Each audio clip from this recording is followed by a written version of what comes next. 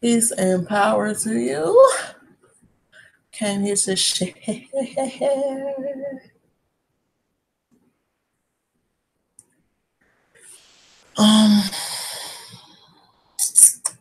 Hope everyone is doing well. This article is very interesting.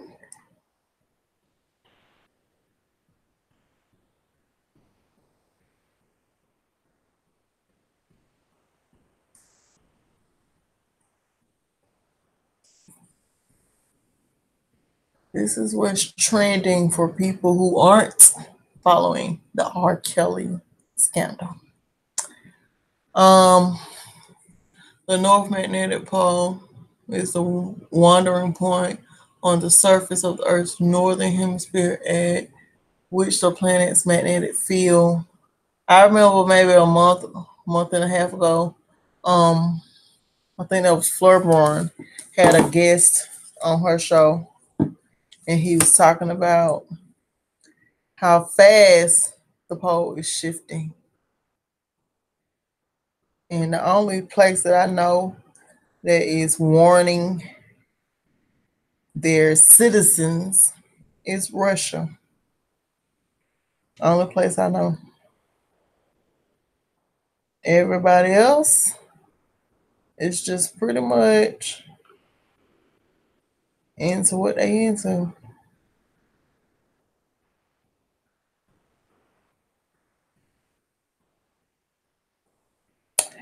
So I just want to come and share this with you all. Not going to be here long. Unless y'all want to watch Phoenix Moon with me. Yeah, why not? Let's do that too. Y'all can go over here and read about it. It's better to be prepared to have items necessary to survive. To have those items and to not need them than to need them and not have them.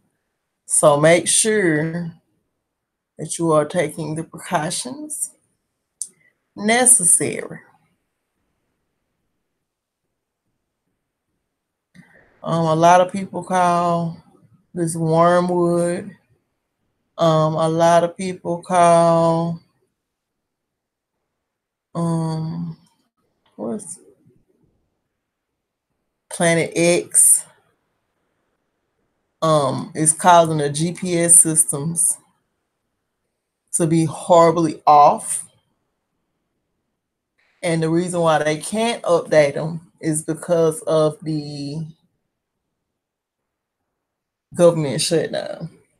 Right. So, yeah. Just look it up. The North Pole is moving away from Canada rapidly.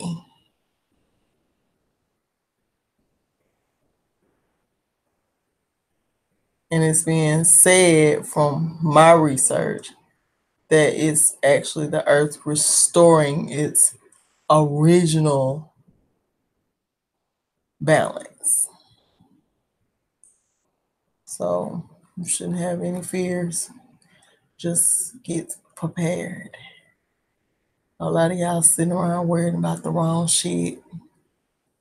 And then something happens. It was just like horrible.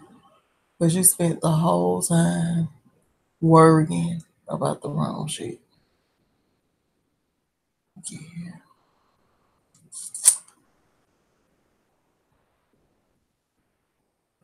Let me see. I think that's it. Let me go over here and see. Fridays with Phoenix.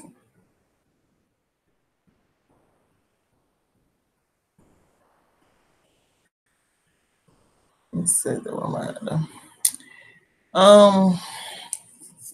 Let me see if I can find a video, quick video, somebody talking about it. Pole shift. That was on. Oh, okay.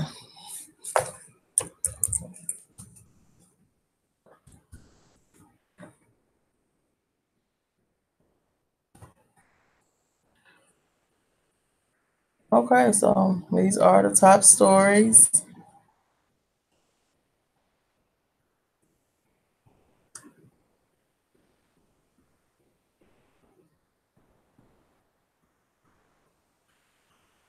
Videos.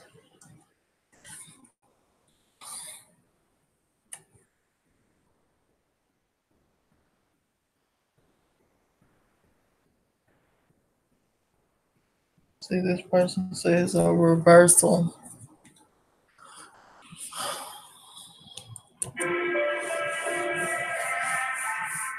Good morning, folks. Happy birthday to my lovely wife, Catherine. We've got a can't miss slate of news today, but we're starting with our star over at spaceweathernews.com.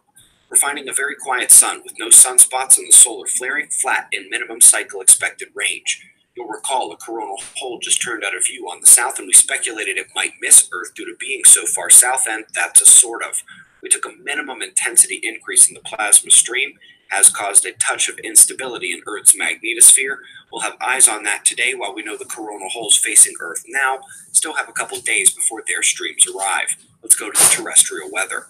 The same system that hit Greece has moved eastward as they are wont to do, with cold and snow records falling from Russia down to Israel and onward into the landmass. It should be noted that while the cold in Russia is more deadly now, the coming melt-driven floods in Israel from the snow could end up being more dangerous. Quick look at the GOES 17 visibility of the North Pacific. Storms lined up there heading for the Americas. Let's go to the science news. We're starting at Venus, where amazing imagery of cloud formations has been seen through the high altitude obscuring dust for the first time. Incredible structure in the planetary atmosphere. Up next, the dawn of the next age of star formation science has begun. They've identified over 100,000 star-forming nurseries in just 74 galaxies, and this is poised to dwarf the entirety of such systems for study that existed previously. Key focus for the group is how the starting chemical conditions and resulting stellar growth could affect future generations of stars. In yet another at least they think so moment, we have a gorgeous nova and a star left behind. As with the recurrent nova in the known universe, they believe that this was a binary feeding nova, but just like with the recurrent nova, they've yet to actually spot a double system. So when they find a surviving binary like this, one has to ask if perhaps it is a recurrent one, the nova, and there was never a previous star at all. But sometimes we have no choice but to say that a star existed in the past tense, while black hole science under the electric and plasma universe models is characterized differently. Regardless of what model you're using, when a burst 10 times bigger than most supernova is seen after light stretching from a star, you can be sure it has indeed been destroyed. If anyone remembers the point about missing galactic satellites and how it violated dark matter models, well, we now find the Milky Way, Andromeda, and Centaurus A being joined by M94, following the exact same pattern. The top story today is about Earth's magnetic pole reversal. The changes are accelerating and it's making headlines around the world this week. It's related to our report early in 2018, so let's go and take a look at that. The World Magnetic Model is a collaboration of more scientists than I can count from all over, detailing the situation and changes in Earth's magnetic field. They are supposed to be valid for 5-year periods between model updates, with the next one due out at the end of 2019. But we just blew past the red line, maximum error specification, 1 year ago, and are now seeing grid variation error way too high. They are blaming unmodeled crustal and external magnetic fields for taking reality outside of the bounds of their expectations. The official 2015 model, too erroneous for the above 55th north latitude region. So this is the update that you need to know now. Due to the error, they have pushed the next model release from 2020 up to 2019. It was actually supposed to come out next week. The government shutdown has delayed this release until at least the end of the month, but indeed the situation is emblematic of the continued reversal of the magnetic poles of Earth, now moving more than the models consider acceptable for them to be accurate. Folks, the full accounting of the situation can be seen in our presentation from 11 months ago. Energy from space. It is all about Earth's magnetic reversal, and it is linked for you below the video in the description box. We've got your wind maps followed by shots of our star to close. We'll do this all again tomorrow, right here, but right now it's 4:05 a.m. in the new Valley of the Sun. Eyes open, no fear. Be safe, everyone.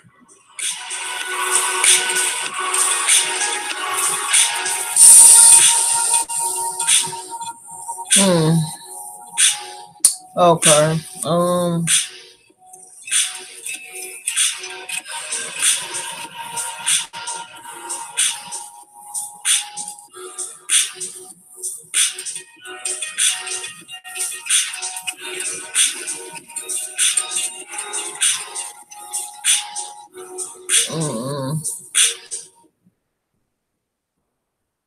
This is what they not gonna play on the news over and over again. Like I said, just be paying attention. I'm gonna watch this. There's no such thing as a perfect writer. This is why I use Grammarly to check my work. If I'm putting commas in the wrong places, that can shift my credibility and ability to influence and persuade others. It helps me. Girl, it's all a trick.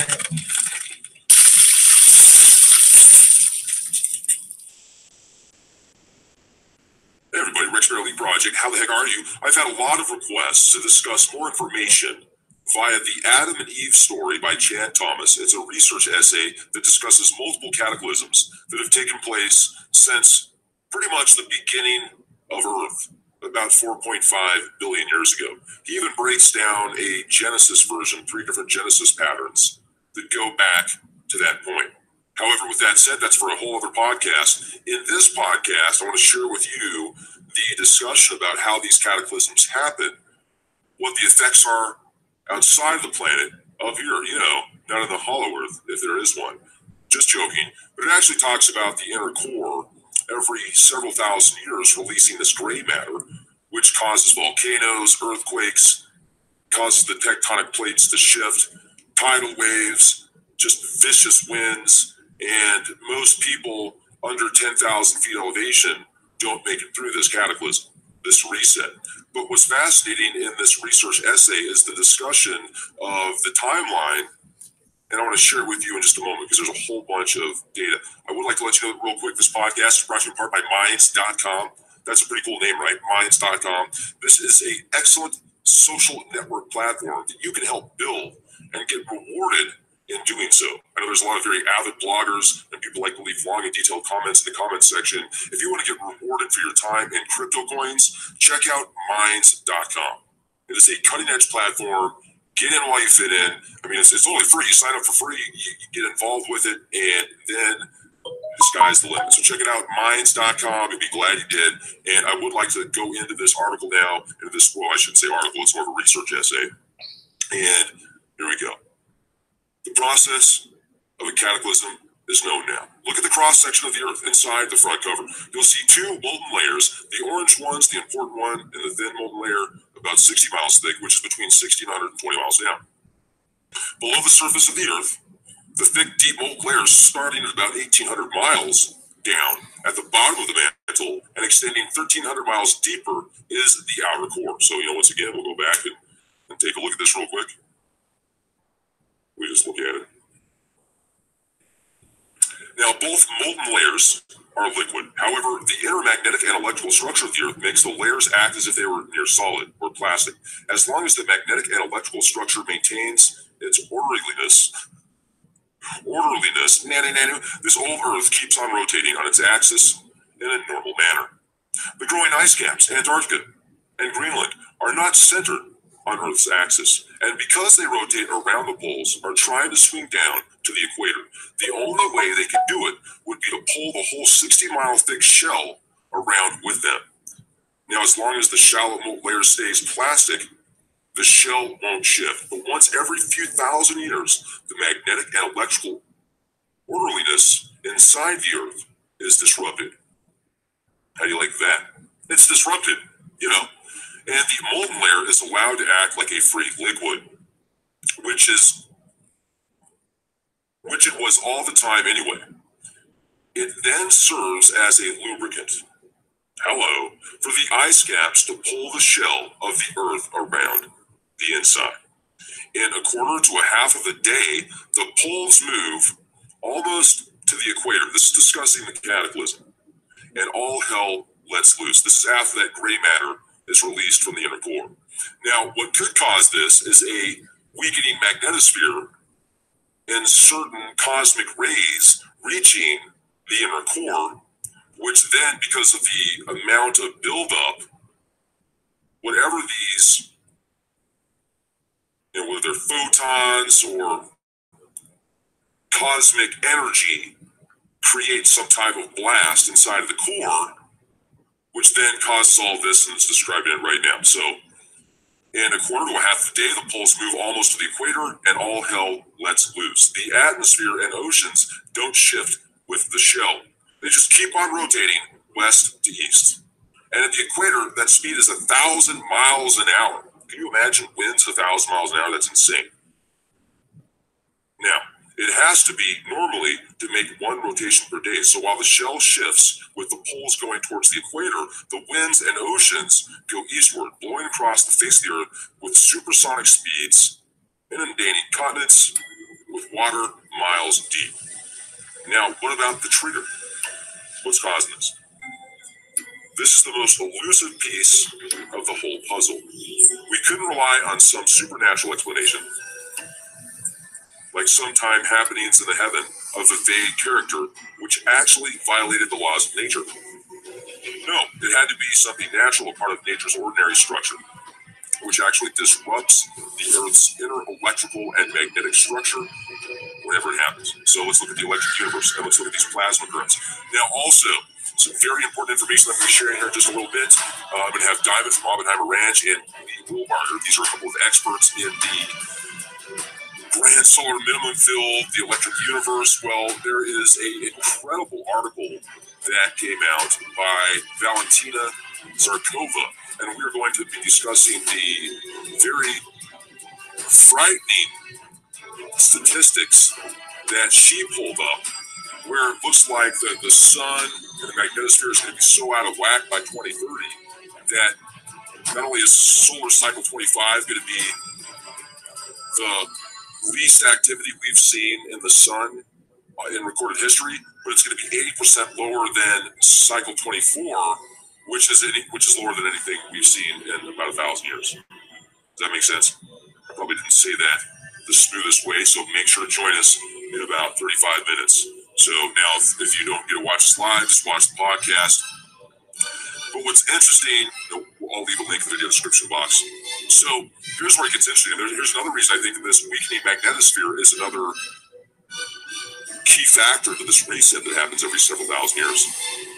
We once thought that the sunspots could be the cause because they do disrupt the Earth's inner electrical and magnetic structure. But we were wrong. We found out that nature's power plant is a motor generator system existing in many different magnitudes. It's a basic structure of the universe.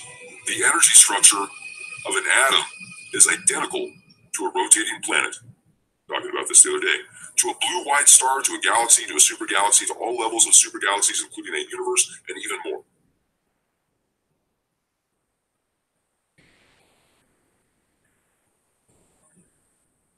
As a neutron, which has escaped from its parent atom's neutral zone, will separate into particles, a star through a sunspot gives off neutral matter, which explodes as it becomes energized. So a galaxy gives birth to an exploding star when a dead star escapes from its neutral zone.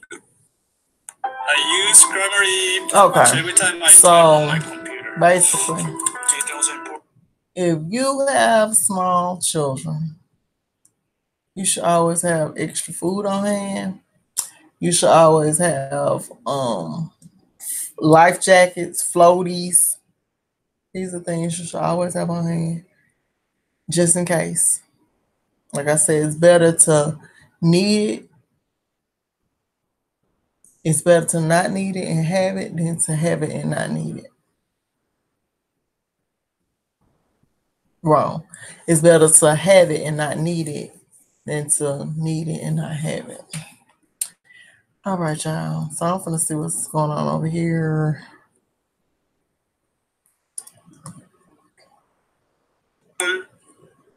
Oh wow, you what? See, that's deep. That's deep. That makes a lot of sense. That makes a whole lot of sense. Yeah, I definitely see where you're going with that. Peace and love, David. Adara, Halito, beloved. Thank you so much, Jeffrey. So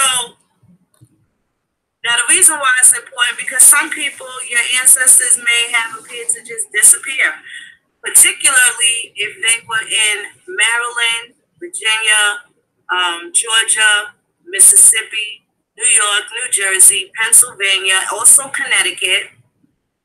A lot of people don't know there was a chapter of the American Colonization Society in Connecticut.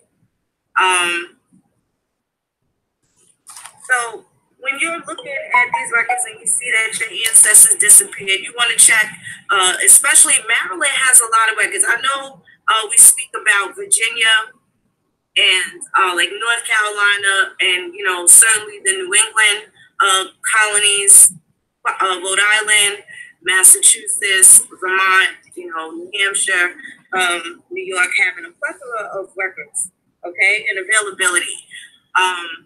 Sans the you know, the fires, the stories about fires and things like that, they kept pretty they kept a good plethora of information regarding our ancestors. But Maryland also has pre-colonial records. Let me drop this link. Maryland State Archives. Now, I had some other things I wanted to pull up from National Park Service, but you know, because the government shut down, ain't nobody manning that website, so you're not gonna get much out of that. But definitely, Maryland has all sorts of court records, chancery courts. Give me 1 second. Let me pull that up.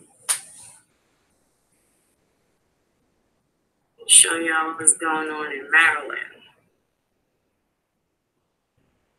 Give me 1 moment. Alito Safa. Yeah, Maryland has like a really, really large amount of records that I think people tend to ignore, and also getting caught up in the boundaries, right? Maryland's Virginia, Maryland's Pennsylvania. Look at the bordering states, the border states, and you can see where it's sometimes they're one and the same, and sometimes they separate, particularly via county. But as far as the state of Maryland goes, there's going to be a plethora of information, and I'm suggesting that you really, really try to penetrate those records. Now, specifically, the city of Baltimore, one of our most troubled cities in the country, very, very interesting history. More than 50% of the population of 1830 was free. And out of that 50%, 75% of those people were free people of color. After the series of uprisings, specifically Nat Turner, everybody was scared shitless. And they were, you know, made it into legislature where they pretty much forced everyone that was a former slave. And keep in mind, a slave was also someone with a felony. It wasn't just debt. It was also someone that was convicted of a felony.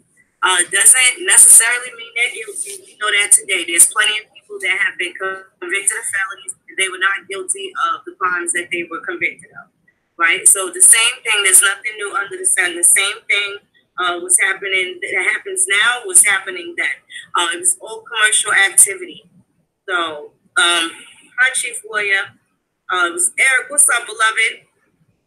It was plenty of legislature. There's going to be chancery courts, all sorts of different spicy meatballs that you might want to penetrate and sink your teeth into as far as Maryland is concerned.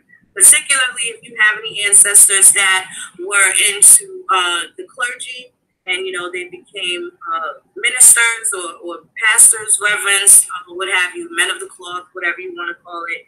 And they were offered these packages and they went to Africa, to Liberia to spread the gospel. Now, I know I showed these particular documents before, which was what they purchased the land for in Africa, over there in Liberia. And this is after they had already settled Sierra Leone. So keep in mind, when they settled in Sierra Leone, that is going to be a lot of your so-called Gullah people, right? The people from the Ogeechee River, near that area. And there's also going to be a lot of people from Louisiana, okay, that were also that had heavy ties to the French. At one point, Louisiana was a French colony as well, and certainly in Canada. So now you have the so-called Black Canadians, or the Nova Scotians. Sometimes they are also referred to as Black Loyalists.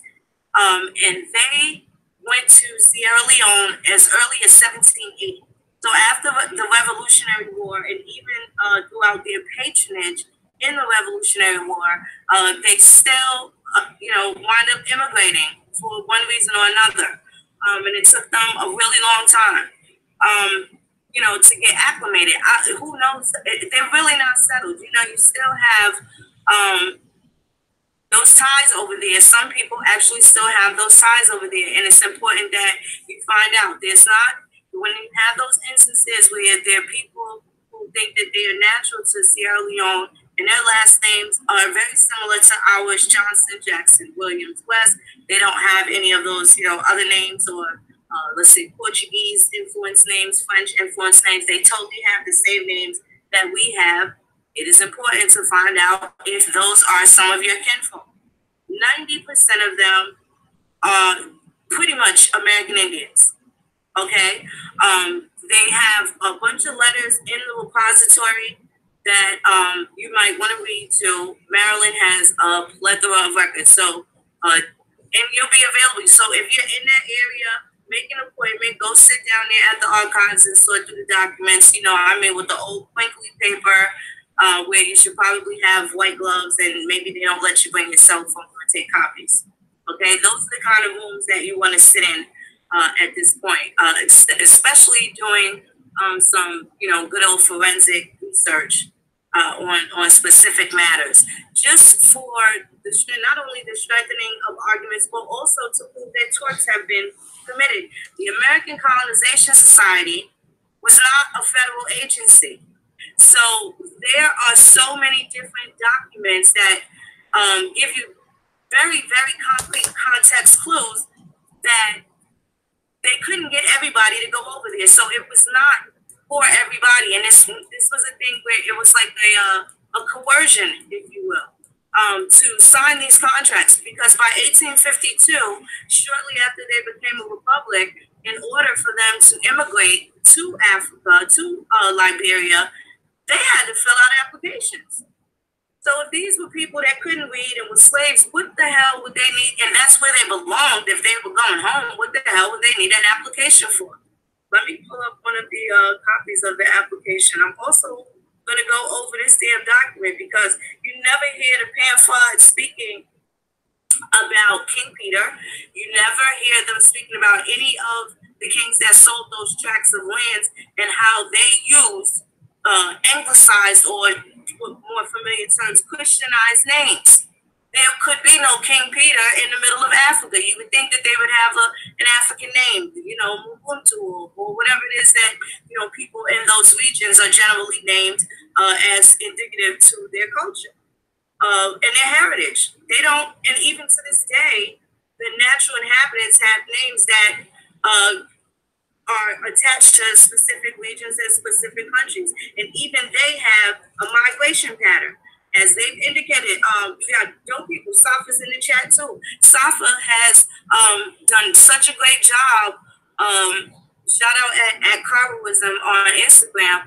He's done such a great job showing all of this footage of Africans, what we know as Africans that have settled in these Western African nations, and they are all saying that they come from somewhere else. The Middle East, Persia, India, they come from somewhere else.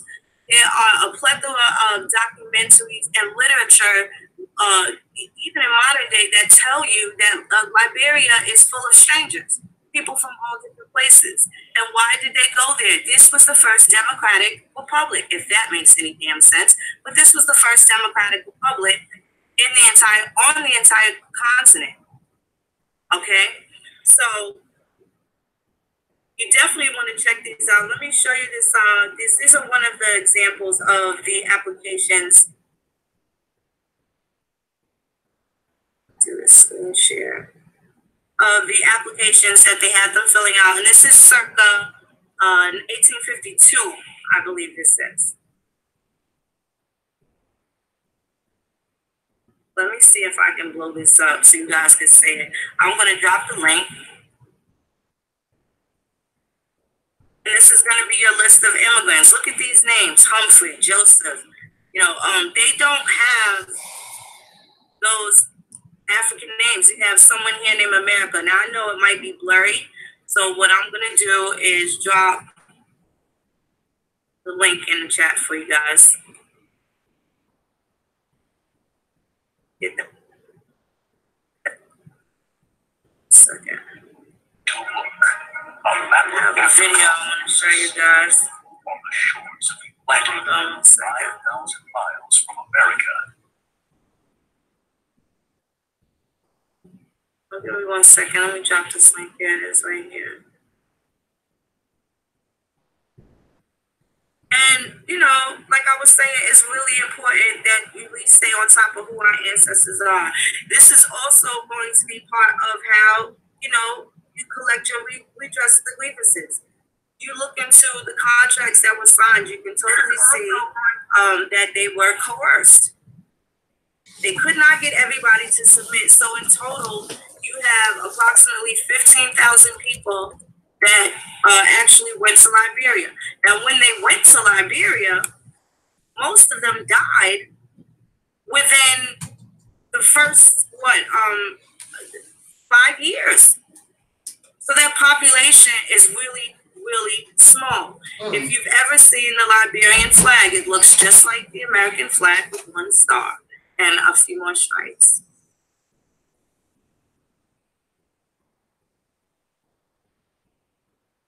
So that's going to show you the picture. There's going to be more applications that, you know, you can, in your leisure, go and sift through.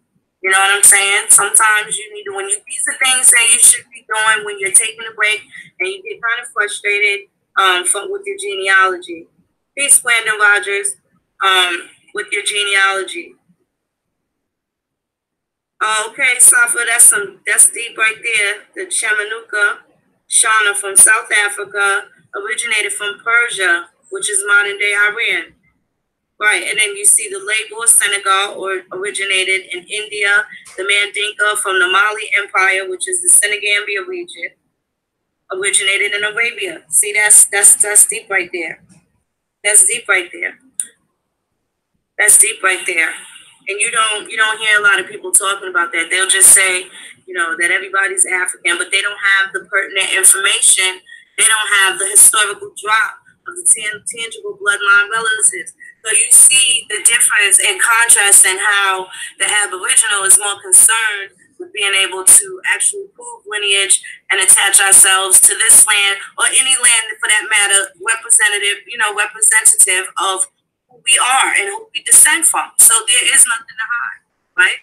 And we look forward to finding any aspect of our genealogy in its complete and fullness as much as possible. And this is a huge difference. Rather than being able to be so comfortable to speculate as to who people are and just fucking assign them a lineage that they can't prove any relativity to, is pretty much the most foolish shit that, you know, a lot of people have ever, you know, gotten themselves into. So just give you this brief right here. And this is the bulk of the people that they said was all before 1867. It was all before 1870. Let me show you this right here. This is from the Library of Congress, which happily is still up and running, even though, you know, they shut shit down. There's no one to man a lot of these pages. Let's see. Okay, so there's that link right there.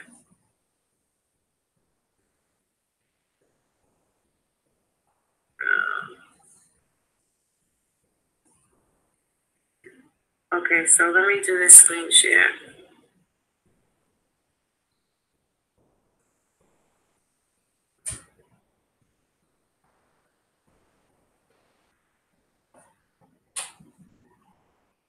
Let me just make sure everyone can see it. Okay, so the roots of the colonization movement movement date back to various plans first proposed in the 18th century. From the start, colonization of free blacks in Africa was an issue on which both whites and blacks were divided. Some blacks supported immigration because they thought that Black Americans would never receive justice in the United States. Others believed African Americans should remain in the United States to fight against slavery and for the full legal rights as American citizens. Some whites saw colonization as a way of ridding the nation of blacks, while others believed Black Americans would be happier in Africa, where they could live free of racial discrimination. Still, others believed Black American colonists could play a central role in Christianizing and civilizing Africa. Okay, how can just look at some of the dialogue, right? How can someone who has been a slave civilize anybody if they have been demoralized and broken down, you know, to damn near the last compound? How much sense does that make that the so-called slave, which would be the scum of the American earth, right, so to speak, right, for lack of better terms, would be able to teach people that have not been colonized how to be civil and how to think of Jesus, right? Because this happens so much later in the game and now Africa is saturated with Jesus lovers, white Jesus lovers at that, might I add, okay? And the influence definitely came from the Americas, and that was part of the incentive to some of the people that ended up, you know, becoming clergymen and going over there trying to Christianize the people as they were colonizing them. So now it says the American Colonization Society was formed in 1817 to send free African Americans to Africa as an alternative to emancipation in the United States. In 1822, the society established on the west coast of Africa a colony that in 1847 became the independent nation of Liberia. By 1867, the society has sent more than 13,000 immigrants. So if there were millions and millions and millions of slaves, how come they only got 13,000 people to immigrate over?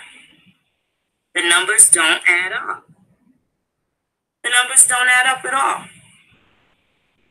So it also goes on to say in 1913 and at its dissolution in 1964. Now what happened in 1964?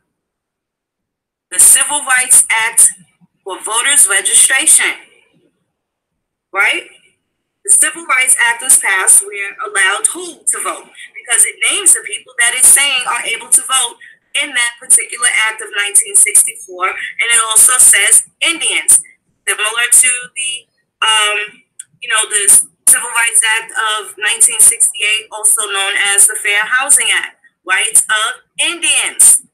Doesn't say anything about Black people or anything like that. Doesn't say anything about Black people, Negro. It says the rights of Indians. Okay, so think about the same thing with the Civil Rights Act of 1866. This is all going down simultaneously as you have the Choctaw and Chickasaw treaties of 1866. Look at these pivotal years. The numbers don't add up, the stories don't add up, and this is how we are able to connect the dots and know that most of these stories are absolute bullshit. This is how you know that they are full of shit. So, in 1913 and its dissolution in 1964, the society donated its records to the Library of Congress.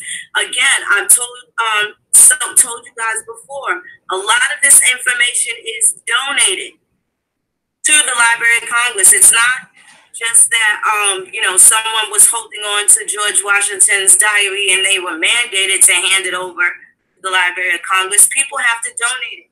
So for all of the information that they never expected us to see, they never expected us to penetrate and read, now that we have made it very clear, a lot of this information, what do you think these old pilgrims are holding on to? A lot of this information. So if they choose not to donate it, then it will get passed down from family to family to family to family, all within, the colonizers' bloodline, and it will never get to lay our eyes on it. out of the conscience of some of these people, these wicked people, their good heart, or for the sake of, being able to have bragging rights or think that they are doing something in regards to remembering their ancestors as the truth comes out about ours. Mm-hmm. So that's something to think about. That's something to think about, because a lot of this information is completely donated. No one is mandated to pass off a letter, that they have from Thomas Jefferson, blatantly indicating who we are, right? Or who anyone is for that matter. Now, you do have records where he specifically states that he is absolutely against the American or the colonization of Americans going over to Africa. Frederick Douglass and a number of other known people in the Americas, from founding fathers to abolitionists. So, the material contains a wealth of information about the foundation of the society, its role in establishing Liberia, efforts to manage and defend the colony, fundraising, recruitment of settlers, and the way in which Black settlers built and led the new nation. If they were going home, why wouldn't they already be a part of a nation that was already civilized, already, doing whatever it is that they were doing? They would be a part of a family. So they went over there. There were no family members there. No one went home to their family. They're going to a brand new place. They went out of town to go get it popping. They went out of town to go and get it shaken.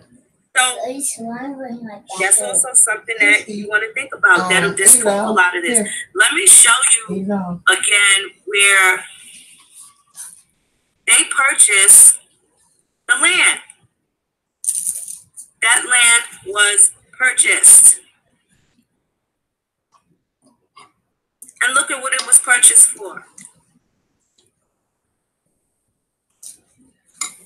It was purchased by several so-called African kings with Christianized names, particularly King Peter.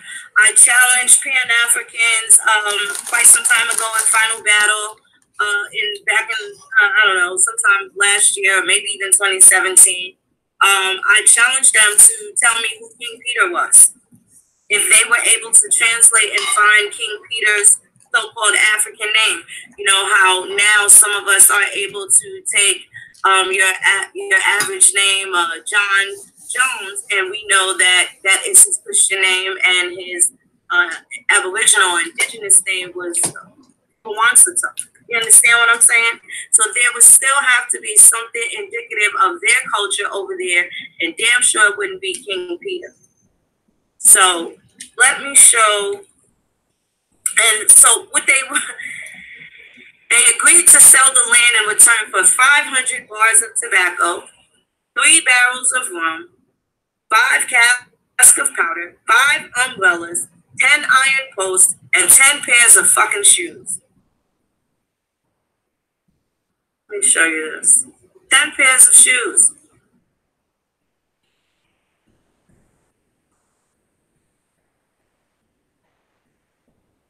Let me blow this up a little bit so you guys can see.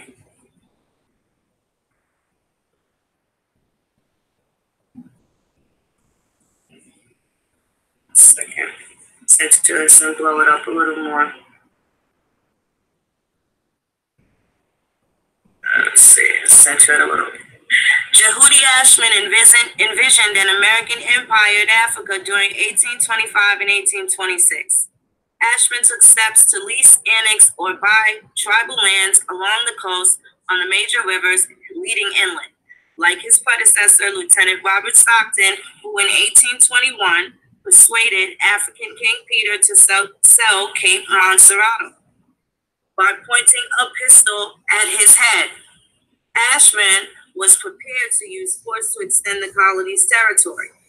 His aggressive actions quickly increased Liberia's power over its neighbors, and in this treaty of May 1825, King Peter and the other native kings agreed to sell the land in return for 500 bars of tobacco, 3 barrels of rum, 5 casks of powder, 5 umbrellas, 10 iron poles, and 10 pairs of shoes. And it also says amongst other items. So this is the actual letter from the treaty. And here are the signatures. King Peter, that's his mark. I can't really read this one right here, but I think this is King George. Let's see, King Jimmy.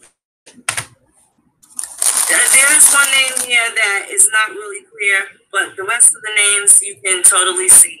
And those are not regular names that Africans are known by. Those are not the names that Africans are known by. So, King Peter is actually Zulu Dara. Zulu Dara. They have bridges named after Zulu Dara in Liberia.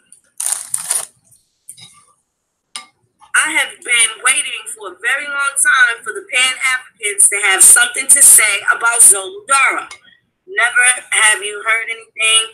They don't have any of the names. They have not found any relatives, any consanguinity to any of those names of the people. So what their job is, and I hate to rub this in their face, but nobody should be oppressed, right?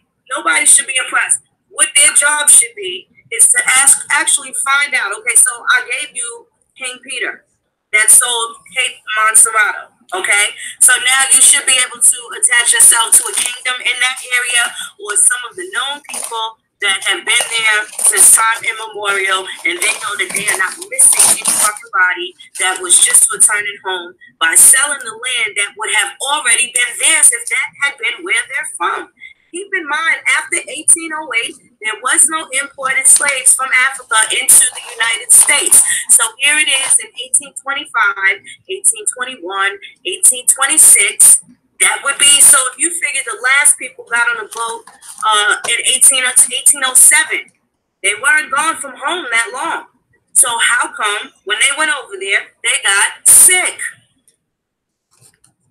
and died within the first 5 years? Because that wasn't their home.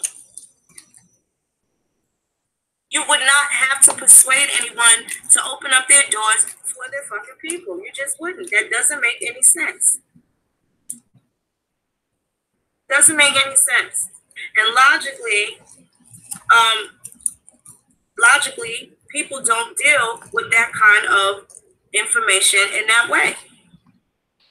They don't deal with this type of information from a forensic standpoint to where they are capable of being able to track down what the hell happened to their ancestors, if it's so important to them.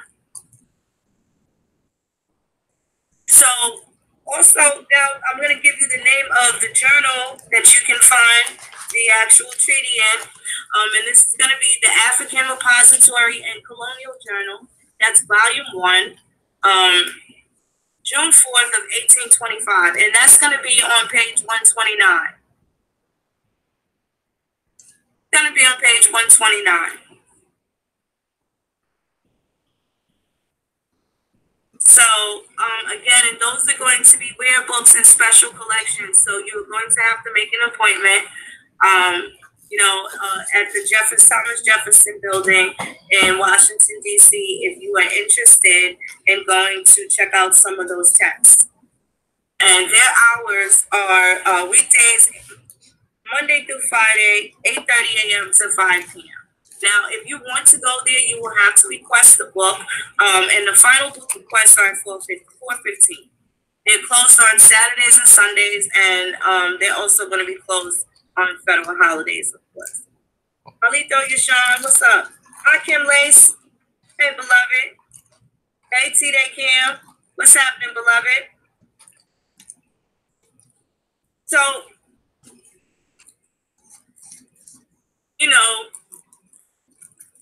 these are some of the things that they're going to have to check out. They're going to have to get into it. They're going to have to get into it. So something so simple as, taking the names, even from this little small document here that I'm showing right now, again, we put this information out in A4 a couple of years ago.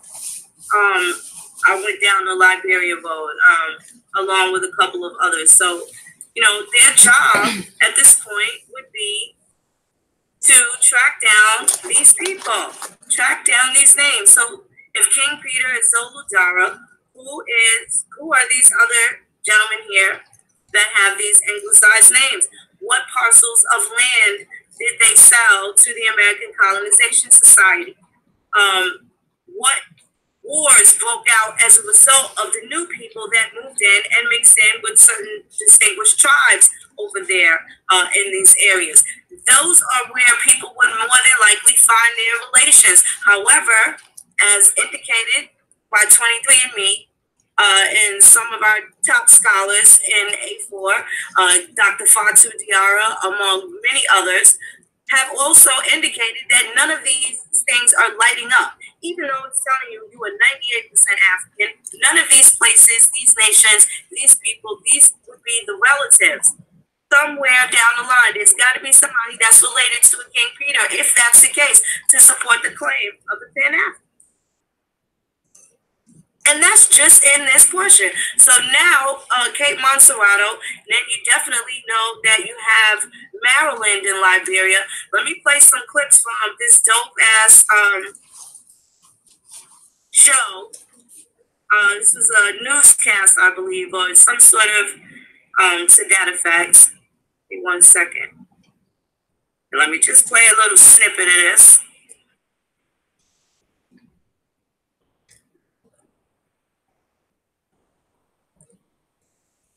So you can check this out. And this is on YouTube. I'll drop the link in there. I had chopped it up about a year or so ago and edited a video showing that they're telling you that this place was populated by free American slaves. Okay, so let's blow this up.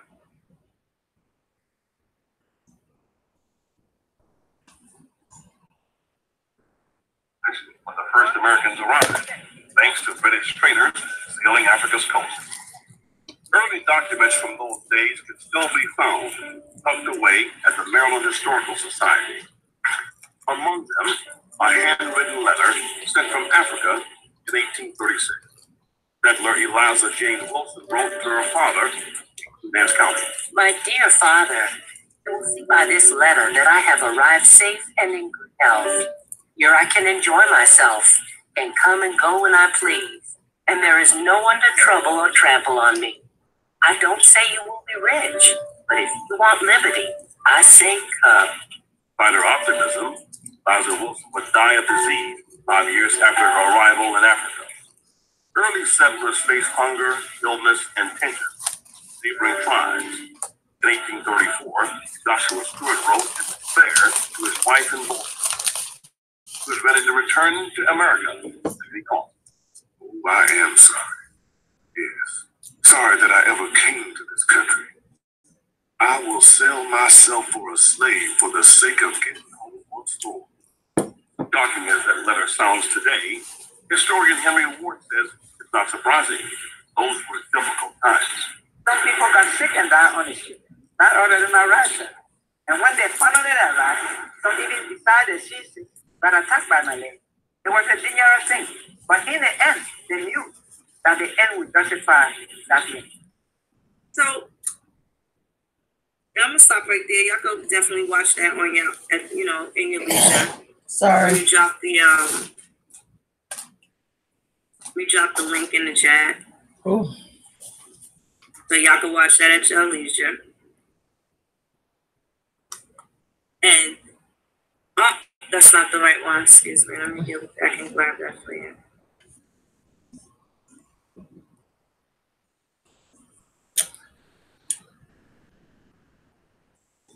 Give me 1 second.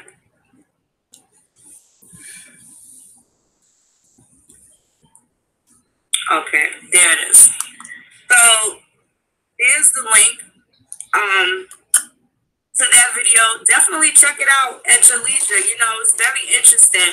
Hi, Raina, Halito, beloved. Very, very interesting to say the least. So, you'll hear some of the complaints. You'll hear some of the things that they absolutely couldn't stand, and they, heard the brother say he wish he'd come back and be a slave forever. Now, why would he go and not take his family? These are going to be some of the instances where you'll see that not everybody had to go. What's up, Kappa? Halito? Hey, Lucky One. What's happening, beloved? That's right, Ms. Zach. There was plenty of them. So when you check Halito J. Susquehanna, Kiowa Al Asa, what's up, baby? Man, those African burial grounds, Brother Turtle Gang did some really serious destruction to that theory. And, those are not African burial grounds at all. And there's a lot of things that we could be getting to the bottom of. Certainly, trying to get a date in the Schomburg Museum. I'm looking to get together. Maybe we can make a date of it, make an appointment, and a couple of us that are in New York City could definitely link up and go sit in the Schomburg and a couple of other places. But a lot of these places, you got to make appointments specifically for the things that we'll be looking for. Those random things with the little spicy meatballs, those really great caveats that, will assist us in a lot of the research that we are doing. Certainly, and these are the good things to do in your downtime when you're taking a break from your own ancestry, right? When you have to give yourself a good distraction from what it is that you're unable to see. Just being so focused on the genealogy. Alito Bono, how are you? What's up, Marquise Powell? They show is, baby. Turtle fire, turtle heat up in the building. So now, again, we're going to have to talk about, let them know that they have a really, really small window. They have a super small time frame that they are working with. So if the last slaves came in 1808, and by 1867, the bulk of everybody that went there, more than half of them had already died and passed away. The other people that remained behind got into their clerical roles, and then 50% of them were colonizing the Africans. They were hiring the Congo to be there, people from the area of Congo to be part of their army, because they were abandoned by the American Colonization Society shortly thereafter. So once they gained their independence, there was no more dropping off surprise and the creature comforts that we were so used to here in America. Even back then, do you see what was on the list of things, that the Africans had asked for? Tobacco, rum, shoes. So these were things that we were already accustomed to. Even slaves were accustomed to these things, that it was enough to purchase the land in order to colonize and subjugate the people of Africa with the newly freed slaves of America that was conquered and subjugated and sent somewhere else. So we know for sure during King Philip's War, the first notation that I'm familiar of in the continental U.S., where they were sending the Indians all over the globe. They were sending them all over the place. Now, I don't know if any of you have noticed, when you populate places, let me see if I can pull up Ancestry and show you guys an example. This is something that I found really interesting because it tells you where the places are named, where you're looking for. So, for instance, if you put in Tennessee, let me just give this so I can just show you guys an example. How interesting this is.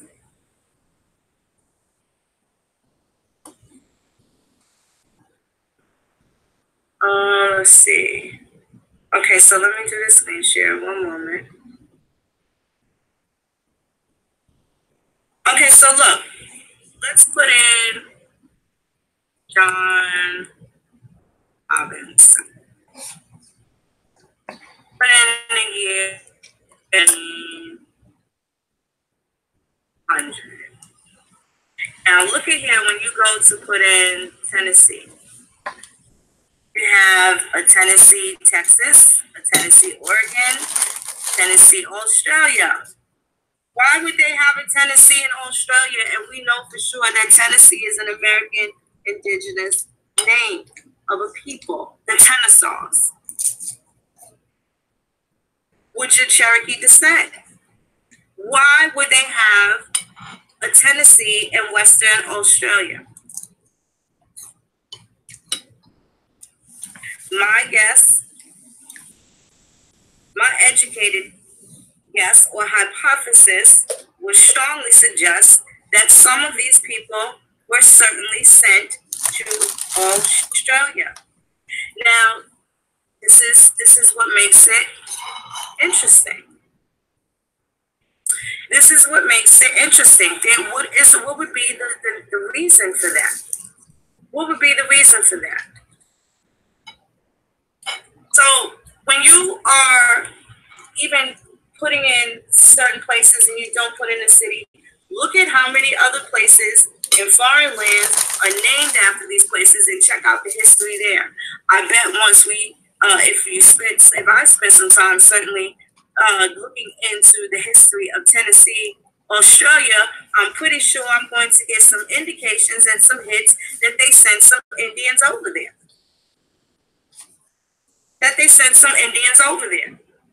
So when it comes to these kinds of things, people, it's not so much what you do see.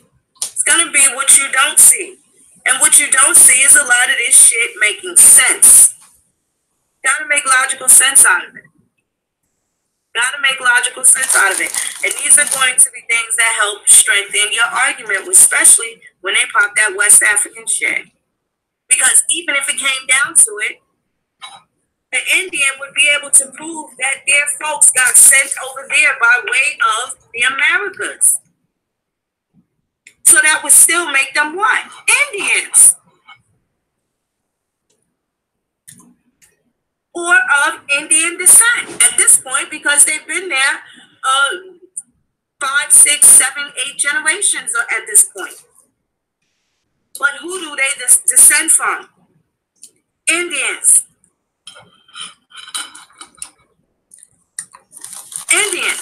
Sent all over the world, sent all over the place. Not just to places unknown, in some obscure place on what is now called the continent. Because for the 200, 300 years ago, getting sent to Africa could have been Italy. Could have been Sicily. And Negro de Guinea. A lot of them spent guineas to come over here. They paid for guineas to come here on their trip to Ellis Island, through Ellis Island.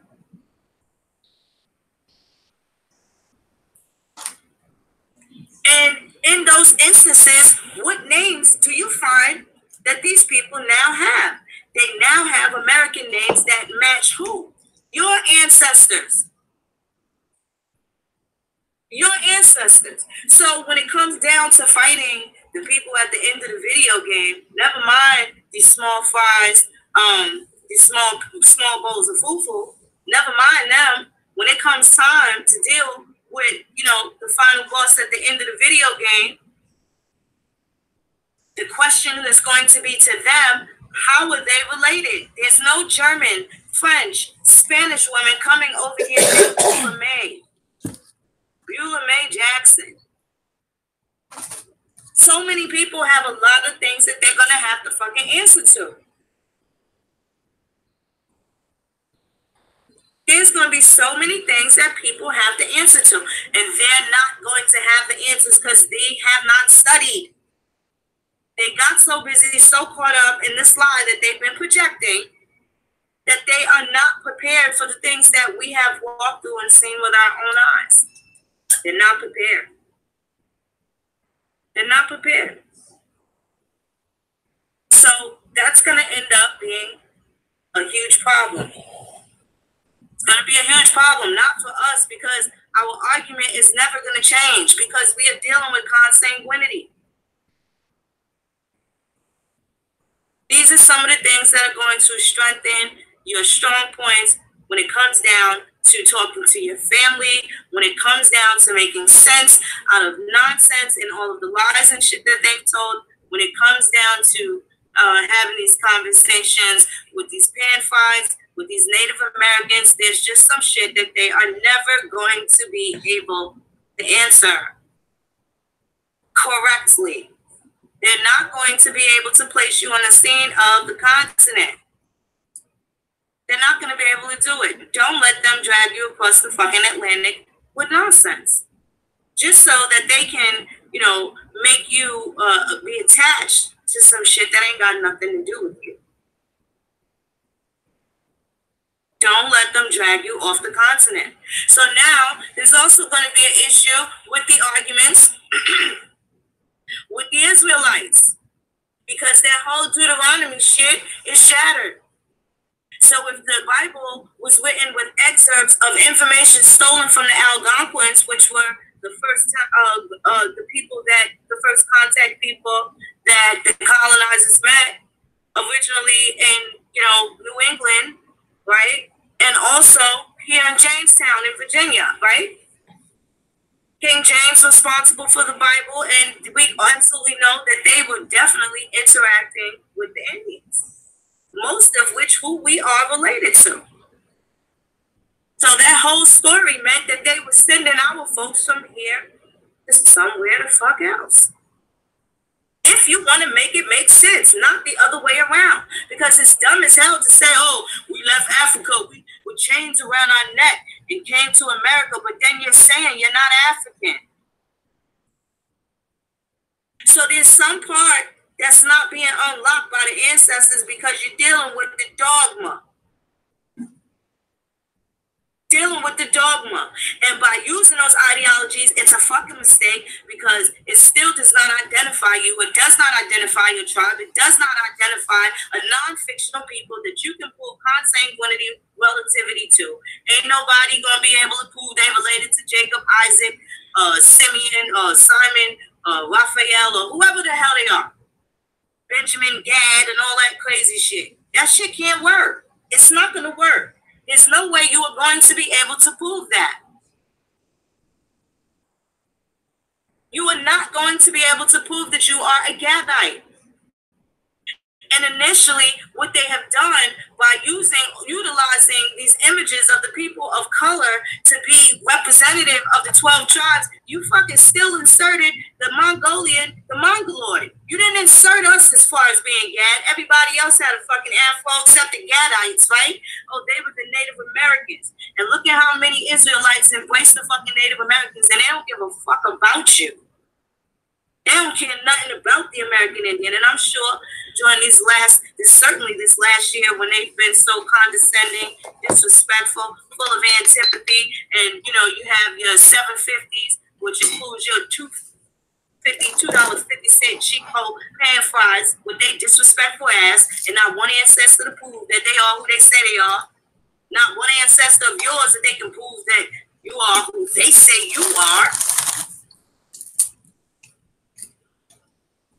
So this has weakened a lot of shit by subscribing to these ideologies. Weakened a lot of argument. You're not going to be able to get on a petition that the Indians are getting on. You're not going to be able to get in the class action that the Indians are getting on, calling yourself some other shit that you can't prove no attachment to. A fictional story based on real people. That is some shit where the names have been changed to protect the fucking innocent. The names have been changed to protect the colonized. The names have been changed to mask the fact that you are the motherfuckers in the book that can't get your mind together and honor your ancestors, your mother, your fathers. And this is why everybody is subjugated and under a constant state of slavery and a constant state of turmoil, pandemonium.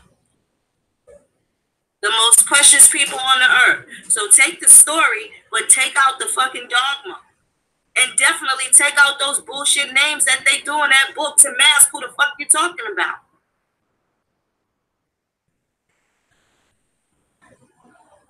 That'd be a wise thing to do. That would be a wise thing to do. And this isn't to come against anybody in a disrespectful way. Because regardless if you're saying you're an Israelite, nigga, I'll still know you're Indian. You're Indian first. You're Indian first. Now, with the exception of the dogmatic approach or the this dumb shit that the Moors is on, they can't do anything because what jams them up is calling yourself a Moor automatically takes you off the fucking land. Automatically takes you off the land, and you cannot have Aboriginal ancestry and still call yourself a Moor unless the people that had you in captivity were some fresh off the boat British European motherfuckers that come from Spain or somewhere in the Iberian Peninsula. And again, you still have to place yourself somewhere with a family.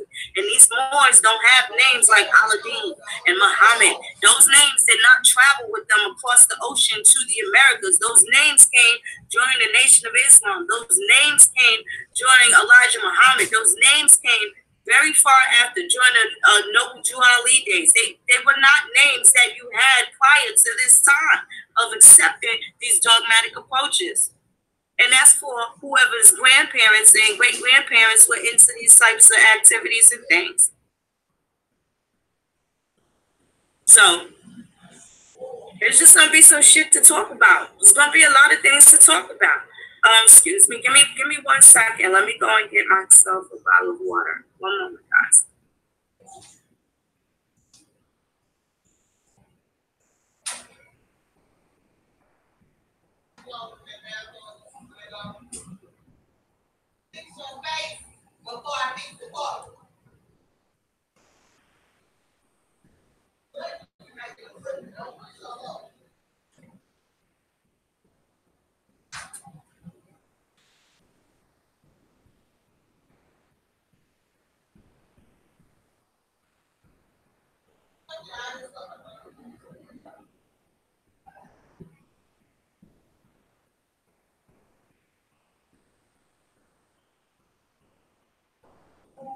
Okay, so,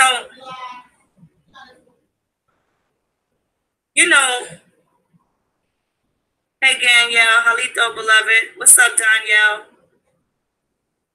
So, this is going to be where you're gonna have to get deep, man. You're gonna have to get into their business to expose how much you are not attached to the foolishness that they are trying to attach you to.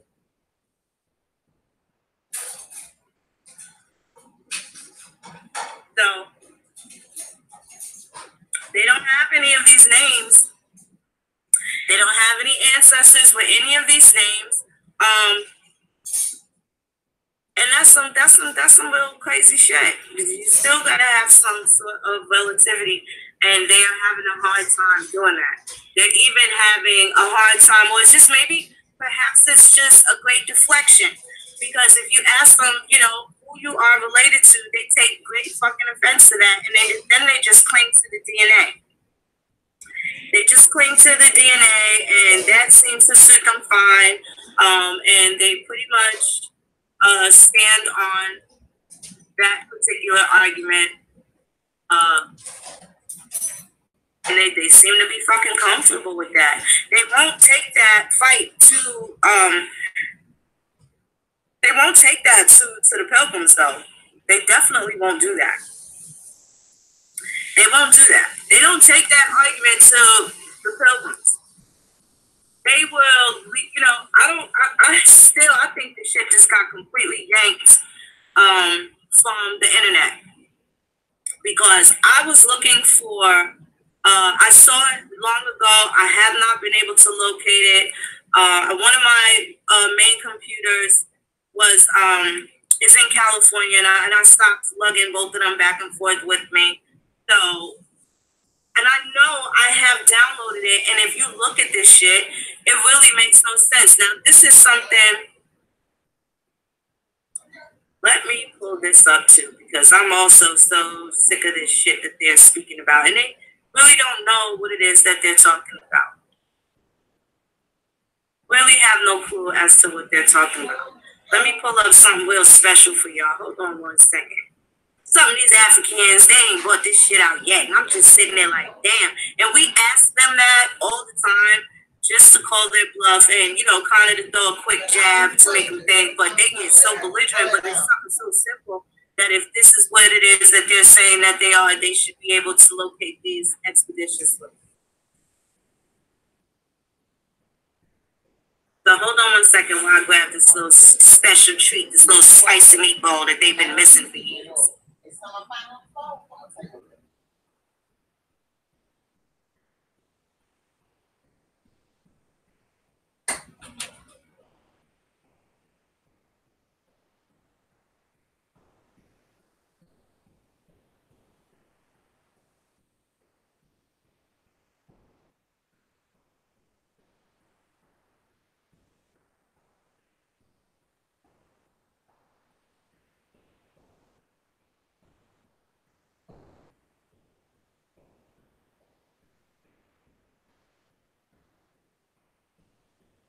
Give me 1 second to get this little spicy meatball. And I'm going to drop the link in there.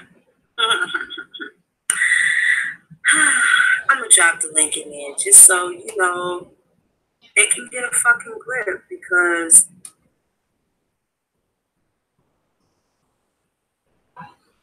One second here.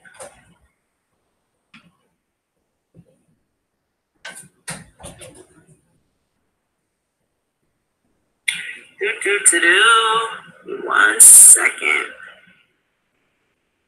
Because this is this is something that should be really important. This shit would really support and strengthen some of the shit that they think they kicking. So they have been unable to find it, and there's really no good reason why. There's really no good reason why they haven't been able to do this. 1 second. Now, it is here. Okay, I want to find the link to it through the actual government archives. And the reason why I want to do that, just so these dumbasses, I like the primary sources. I like primary sources. So Ancestry is fine, but you can also verify this on the Library of Congress as well. And let me show you what it's called. And it's so simple. This is how foolish these dudes are. How foolish they are. And they have yet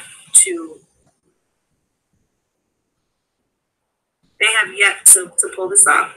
And it just baffles me. It just fucking baffles me. So, okay, let me share the screen so I can show you what the hell these fucktards been missing all this time. This is their negligence because they spent so much time disrespecting us and not digging into their own tree. Not digging into their own tree.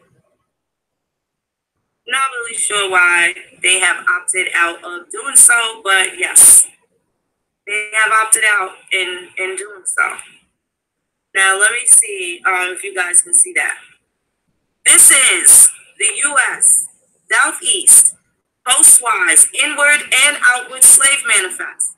Now, these volumes are from 1790 to 1860, but there's something really, really different about this particular volume here. And this is your Foreign Inward Slave Manifest. You notice I say foreign.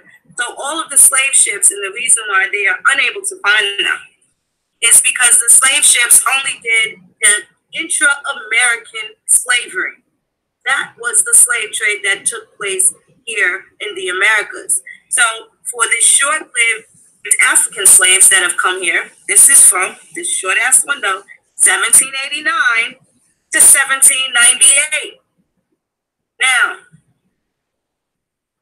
I want you to look carefully. You can check out the ship name. This is the schooner, the Dolphin. Okay, and this was, let me see.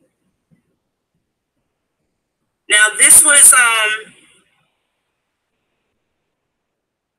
owned by some people in Providence, Rhode Island. Now check this out.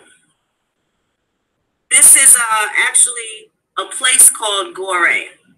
Not can't be Goree Island, okay? And if that was a point, it was never indicated that for how long. So this is why this was some private shit going on. So whoever owned that fucking castle, you can guarantee that that is who was making the money off of smuggling and transporting people. Why have they not? They think that this was just some massive slave center. However, when you look at these numbers here, look at these numbers, and this is only for a really small window. 44 male and female. 44 male and female slaves. 2 slaves, 1 man and another girl. This person had 3 slaves, 2 women and 1 girl. 1 male slave, 1 girl slave. Not thousands. Not thousands. And these were purchased by people on this expedition. So who are these people right here? Their names are right here at the top. It tells you who the actual shipmaster was, who the captain of the ship was, and who they are saying the present master and is owned by. And I'm having a hard time reading that name right there. And I know this name here is Edward Mitchell, and it tells you Providence. He's from Providence, Rhode Island. Whoever these gentlemen are, Sasperian Terry and Edward Mitchell of Providence, Rhode Island. Now look at it has who they were shipped, by whom they were shipped. So you have somewhere in them Gilbert Sutter, James Brown, Benjamin, looks like Manchester, someone Bernard Monroe, James Poole. 3 of the above slaves died on the voyage. So 3 out of these few people didn't even make it. They didn't even make it. Where they were going to? Savannah, Georgia. Savannah, Georgia.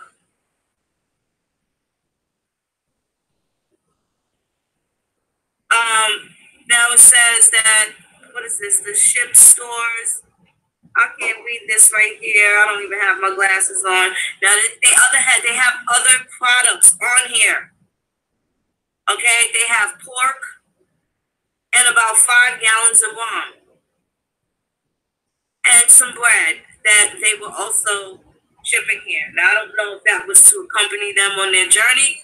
Who the fuck gives a slave a captive man rum? That is probably the last shit you want to give somebody, you know, that you just fucking kidnap some rum so they can wild out and go hamburger on that ass. Don't even make no sense. Thank you so much, G-Man Rock. Thank you, beloved. Okay. It doesn't even make any damn sense. Y'all can go over and finish watching it yourselves. Well, like I said, the most important thing for me is this information. Did I close it out? Let's pull it back up. Oh, here it is. Scientists are saying our GPS systems are in chaos because the pole is shifting so fast. Pay attention to your surroundings. Every time you get in your car, you should have your emergency bag with you. Every single time. Everybody thinks that everything's okay. I don't know. A lot of people don't even look up anymore. You, especially if you have little ones, pay attention to your surroundings. You just never know. This is not going to be played over and over again. It's 11 hours ago, 1 day ago, 15 hours ago. This is main news. Nobody's into it though. So, yeah. All right, y'all. I'm going to get back over to Phoenix. This is going to make a lot of people mad. Hold on now. Texas to remove plaque Confederate plaque from state capitol. Okay, Texas.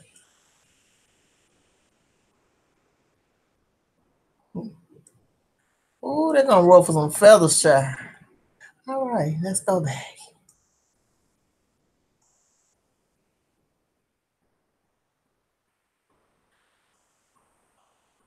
What Phoenix said?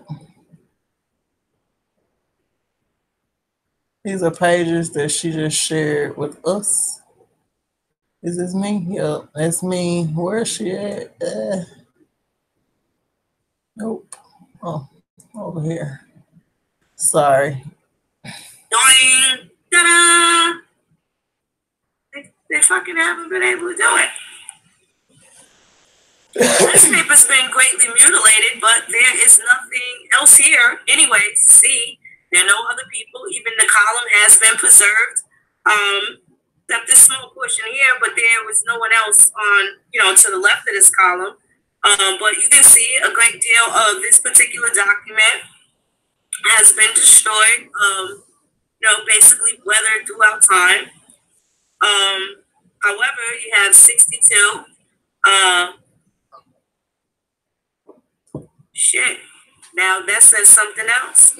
We don't even know what that is. So that could be 62 cowhides for all we know. Right? So you can't even be speculative because there's nothing tangible, unfortunately, to this particular document.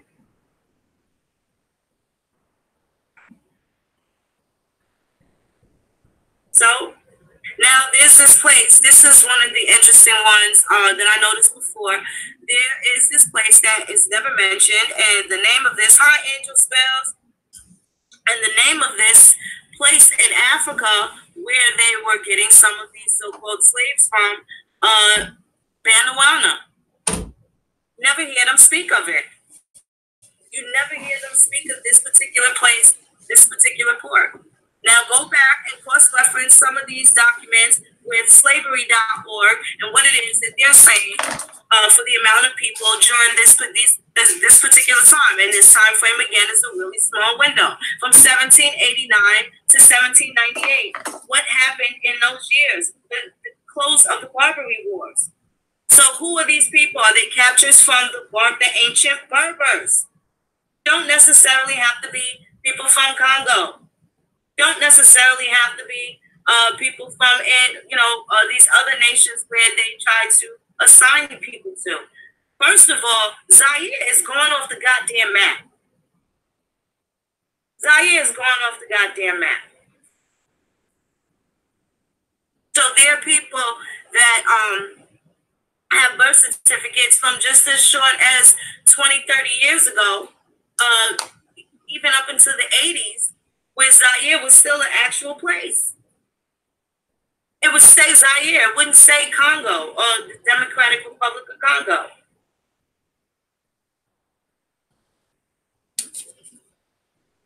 So I've always often wondered how come they have been unable to produce these documents. Now this one right here, I don't know why I'm going to do a rotate because the way that they scanned it, you are unable to see it. So let me flip this over. 1 second. Let me flip this over the right way so that we can, so that we can inspect this document. Okay, so this place was Custom House Savannah. So this is where this particular place was going to go. So you want to completely inspect the documents. Now, and this person has sworn that the foregoing is to the best of his knowledge and belief, a just and true manifest of cargo of the said, and it has the name of the ship from on board of her, and that I shall hereafter discover or know any goods, wares, or merchandise other than those above mentioned, and the seashores before specified, which are not bought or intended as merchandise or for sale, I will forthwith make report thereof at this custom house. Okay? So these are going to be like your BOLs, like truck drivers know who BOLs are, your bills of lading. Anybody that's ever worked in the transportation and logistics industry, you know what a bill of lading is. Hi, Lord Cardi. What's happening, beloved? Alito, Indigo, Moody.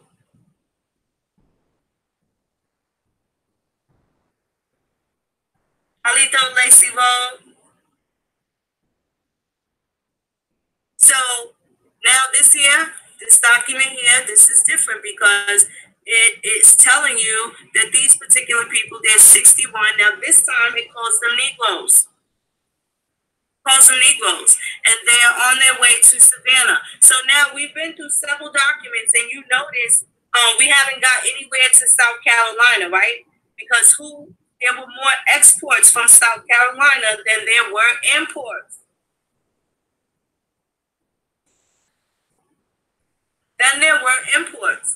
And the exports out of South Carolina superseded the amount of Africans that came into South Carolina because they shipped out more Indians. They shipped the Indians out. So now you're going to find one of these days, I'm going to show a couple of my ancestors that got fucking sent to Jamaica. From the United States, Cherokees from Georgia sent to Jamaica, where they would watch the sunset, thinking about home.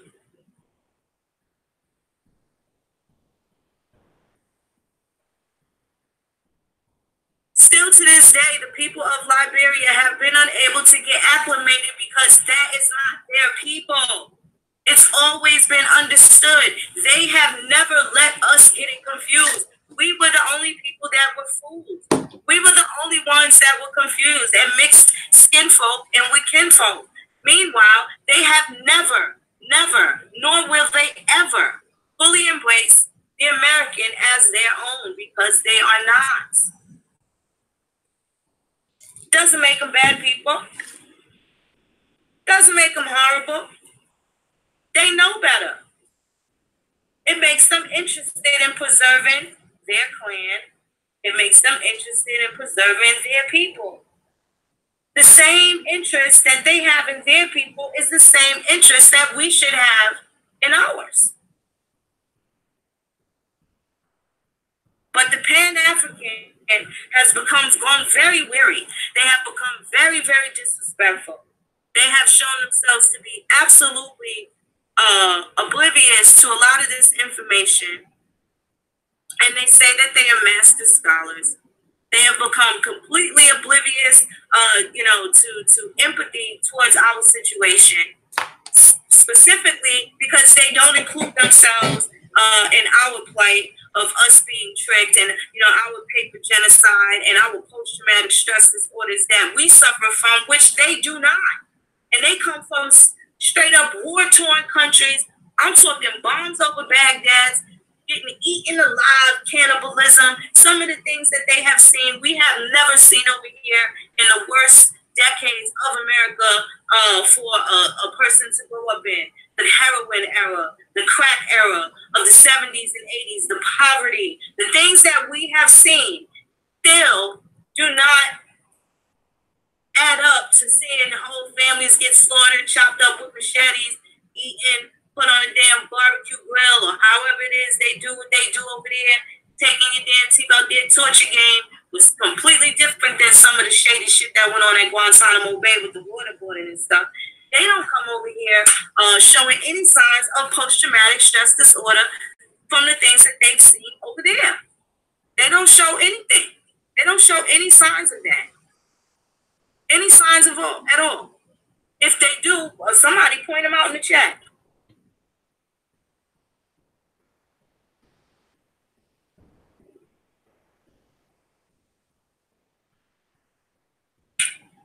So if you find any of those instances where they show that they had a hard time, because they don't have the same type of post-traumatic stress disorder that we do. And if they was over there starving with flies in their eyes and big old air bellies full of nothing, They have a hell of a story to tell, but they don't act like those traumatized people. Mind you, from the outside looking in, it looks like we living high off the hog, as they say, living the life of Wiley, as they say, but we are the most damaged people. How does that make sense? They don't even make a connection with African trauma to the African American.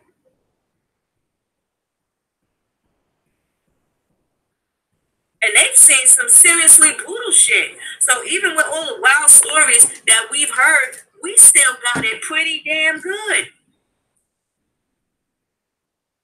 Pretty damn good.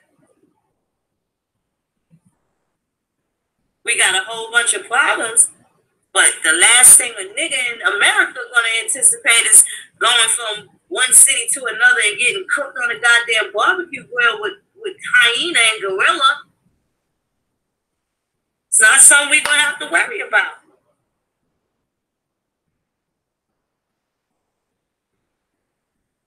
So we don't got the same issues because we're not the same people. And there's nothing wrong with identifying with that. And they don't have a fucking right to tell us how to identify. Same as we don't have a right to tell them. And the only time, and I try to explain to them, the only time that they get that type of conversation out of the Indian is when they try to tell us who we're not. But they can't even prove who they are.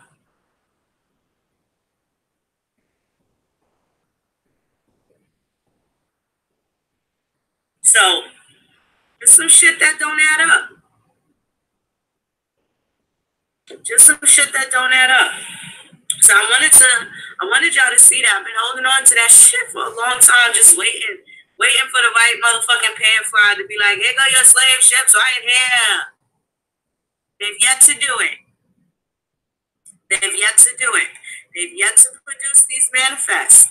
Now I'm gonna go out of this particular link because I want to show y'all what else is hitting for. Now, this is the collection of the U.S. Southeast Coastwise Inward and Outward Slave Manifest, 1790 to 1860. Okay? So, now these are all of your manifests. The Beaufort, South Carolina Outward Slave Manifest. You have the Charleston, South Carolina Slave Manifest. And that one that we just looked at was the Foreign Inward Slave Manifest. And then you have Mobile, Alabama Inward Coastwise Slave Manifest. Mobile, Alabama Outward Coastwise Slave Manifest. Savannah, Georgia Inward Coast Manifest. Coastwise. Savannah, Georgia outward. Now notice that they are coastwise because they are all along the Atlantic. All along the Atlantic. So let's look at some of the outward slave manifests from Beaufort, Carolina. Now, matter of fact, let's go with the inward first. Let's look at the inwards first. Now, these are range from 1825 to 1846. Even at this time, the ones from between 1789 and 1798, they would be stamped out. They would be stamped out. They would be fucking stamped out. So here we go. Now it tells you these are the slave manifests. And this is Charleston, South Carolina Slave Manifest. You have one female named Laura, mulatto, and they have class. See, this is where they also fucked up. This is how dumb the pan fraud is because they're not looking for the actual torts to where they can get their shit off, right? So now this particular one right here, now this is for the Americas. So they classed her as mulatto. When you think of class, it probably should have been free, slave, or laborer, or something else. How can you class somebody mulatto? Now, even when they ask you for color, they would still say shit like mulatto or Negro What is the color Negro? They wasn't speaking Spanish in the British colonies. What is the color mulatto? They never made a crayon up with that particular name. Some strange shit. These little small, tiny little nuances, and these are the things that they supposed to be building up on, and they don't do it. There is no one else here on here. Now this is Laura. She was 16. She was 5'4", and this is the particular owner or shipper, and her residence was Key West. Her residence was Key West. Baby girl was from Florida.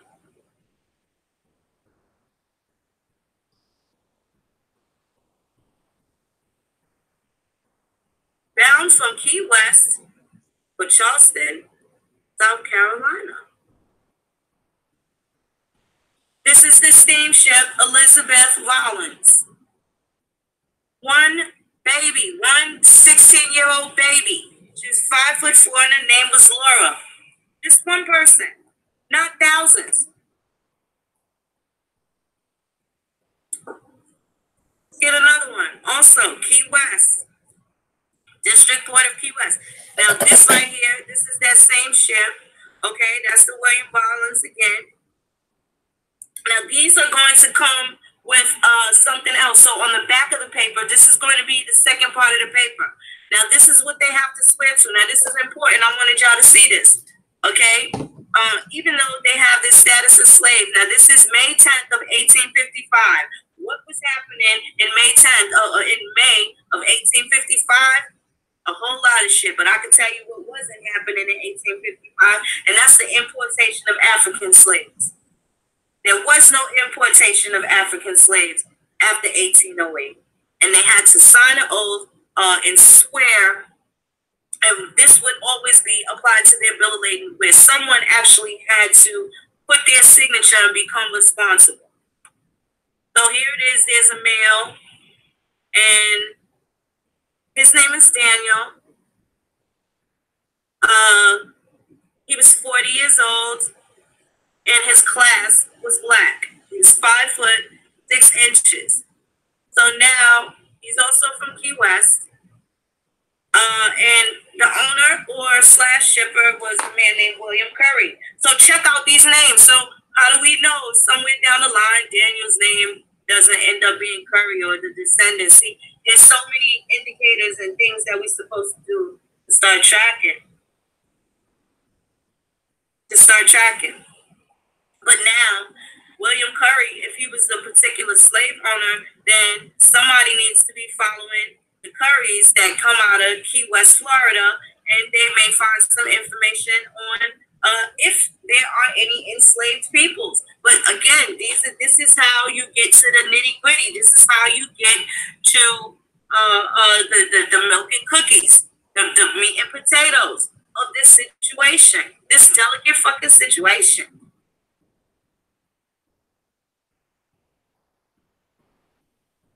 All of this shit is going to be on the mind, and this shit going to strengthen a lot of the things that we have to say. A lot of the things that we have to say based on what is presented, what has been said, what has not been said, and what it is that we found and what it is that we see.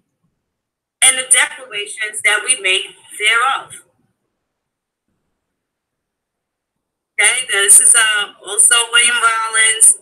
The ship was called the Isabel. Charleston, from Key West to Charleston. From Key West to Charleston. This is also 1855.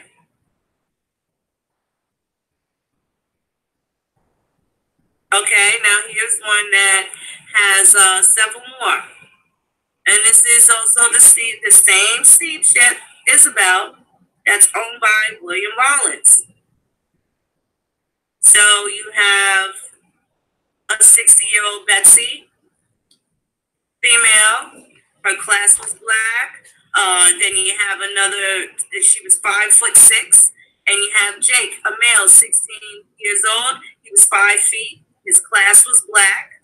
Then look at this. You have Althea, a female. She was 12 years old, 4'10", and they called her Bright Mulatto. They called her Bright Mulatto. What kind of color is that? The same thing that they do now. When you are in a car and you are driving and you hand them sons of bitches, the policy enforcers, your license, they will go to sit in their car and talk to dispatch, and they will say such and such, name such and such, name such and such, address such and such, black male. Now show me on anybody's identification where it says black. And this is how you sock it to their ass, because they don't have a right to assume. So before you hand that license over, before you hand that so-called that slave documentation over to them, you better make it very fucking clear, even if you don't fully know how to dialogue with them. But I'm going to suggest you do at any instance, that is the last thing that you want to be, is black. And you definitely want to rebut the presumption, because I guarantee you any activity that happens in the first place is because they think you are black. So making your declaration as an American Indian, you let them do whatever they think they want to do. Reserve your rights the best way you can, but being that you told you Indian, watch how differently your ass get handled. Watch how differently your ass get handled. How much that bass comes down out of their fucking voice. Because when they call into their sergeant and they call into their lieutenant, you know what they gonna fucking tell them? You better be easy. They might beat the shit out of a Native American, but you tell them you American Indian, you ain't gonna have the same goddamn problem. And if you do have any problems after that, you got somebody else to hold accountable for, and you gonna get paid. If you don't end up getting your ass killed or kicked or whatever, I'm pretty sure the results is going to be different, because they know you know who you are. And especially if they happen to be of the clear pink complexion, then you definitely going to have something to chew their ass, chew them another hell ass. Title 25, Section 194. In all trials and rights of property, where a white person is on one end and an Indian is on the other, the burden of proof is on the white person. And then you scroll down to the bottom of that specific public law, and you will see Public Law 90284. So who the fuck were they talking about over there in Birmingham, in Selma, Alabama, in the middle of Choctaw goddamn county?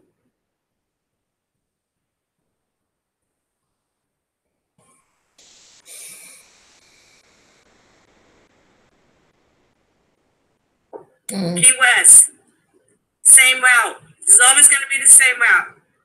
These routes are pretty much not going to change. Now that was the Charleston, South Carolina inward.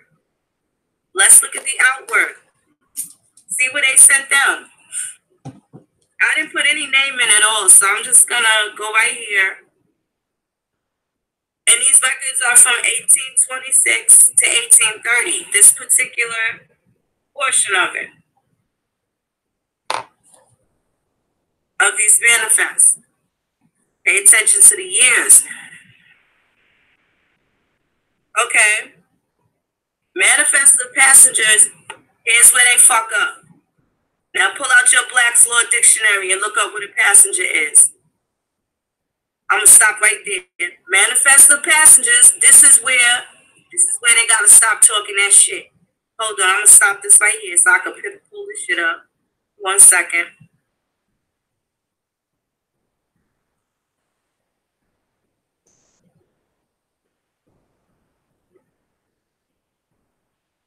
Okay. Passenger. Let's get the legal definition for a passenger. Jedi mind trick. And this way you can tell them to kiss your ass. Passenger.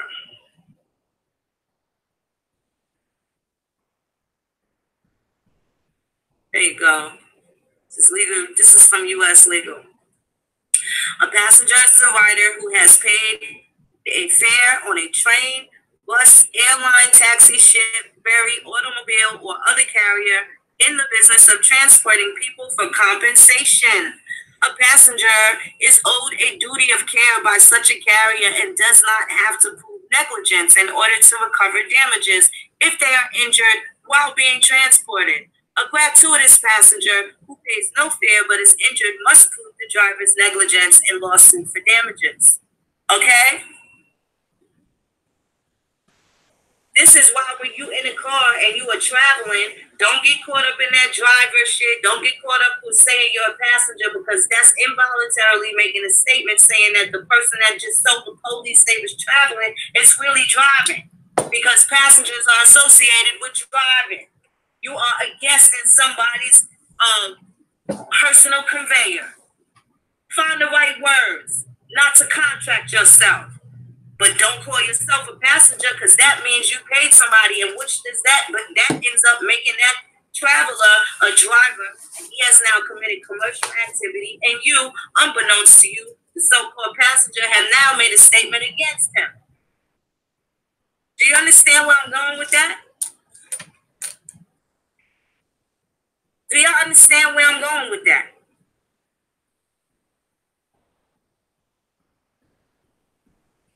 Manifest the passengers on board the steamboat called Hamburg. And it's left out of Beaufort, South Carolina. And you have Mary and her child, female. She was 25. She was 5'3", and they classed her as black. It has the owner's name. Not really easy for me to read, but you guys get the point. Now you get the point. Let's look at the back side of this.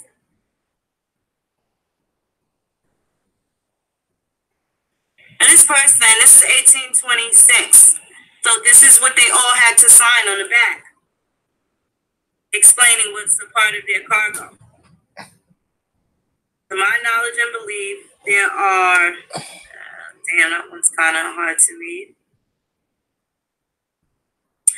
Okay, and after the first day of January 1808, and that under the laws of the state, they are here to service and labor. Service and labor.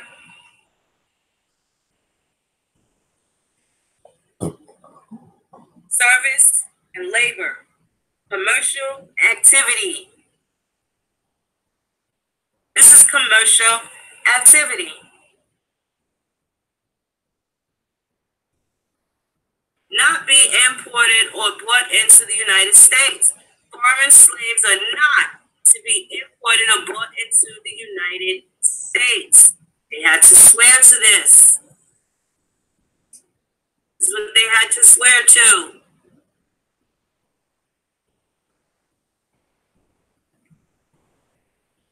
Little signature there.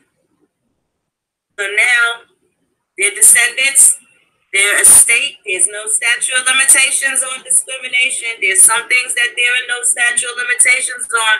Find your tangible ways to get your clap back on.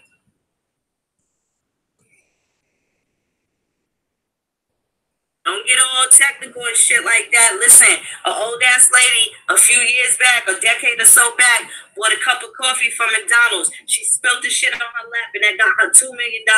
Now, do you think she got it? And sure, the average person say, oh, well, shit, she knew the coffee was hot. She shouldn't have had to get paid nothing. She suffered injury as a result of their negligent cups. This is America. You can sue for whatever the hell you want. You can fall down the stairs in your brother or sister house and sue their house insurance if you hurt yourself. It ain't gonna hurt them. Oh, my insurance is gonna go up if you do that. If you bust your ass coming out somebody's house out here in the East Coast where it's cold and icy and snowy, do you think I'd have a problem suing my mom? Suing my mom's insurance? Absolutely not. It's not hurting her. That's what they pay insurance for.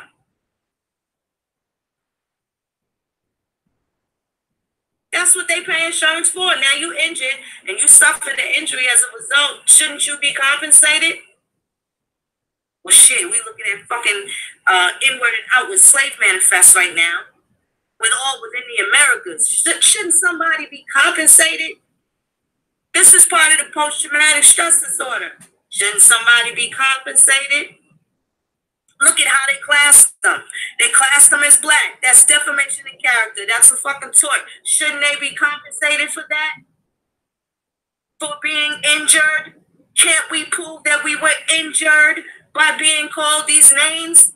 Everything but who we were, who we are?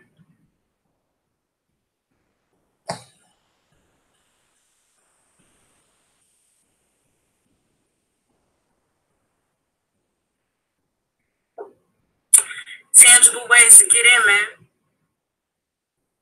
And also, furthermore, proof that these pan frieds don't be knowing what they're talking about. Let's go to Alabama. Now, look at Alabama. You know why? Because they would send them from the Gulf of Mexico. Alabama's in the Gulf of Mexico. Louisiana, they send them to specific ports. Virginia sent them to Louisiana. And when you see those instances, that is usually laborers, parole, workhouse or / prison. So I tell the Indian the same shit I'll tell the African when you question why you're a motherfucking slave. Did you find out if your grandpappy is somebody and great 15th cousin twice removed while divorced and had to go through 3 years on a parcel of land somewhere?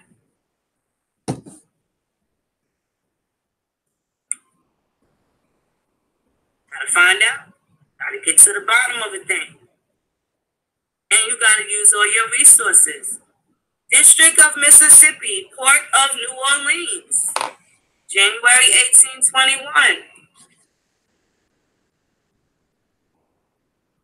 This is the schooner. Starts with a O. I can't really read that right now. But y'all get my drift. Y'all see what's going on. District of Mississippi, Port of New Orleans. January 26th of 1821. Now look.